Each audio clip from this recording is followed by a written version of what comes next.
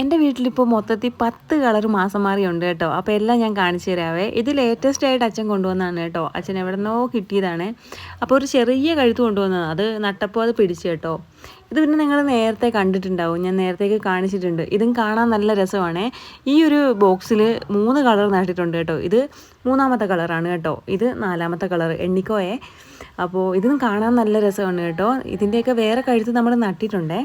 പിന്നെ ഉള്ളത് ഇതാണ് കേട്ടോ. ഇതും കുറേ സ്ഥലത്ത് നമ്മൾ നട്ടു വെച്ചിട്ടുണ്ട് കേട്ടോ. ഇതിൻ്റെ ഇല കാണാൻ നല്ല ഭംഗിയാണ്, നല്ല ബ്രൗൺ കളറിൽ. പിന്നെ ഇത് നല്ല രസമില്ലേ, മൾട്ടി കളറിൽ.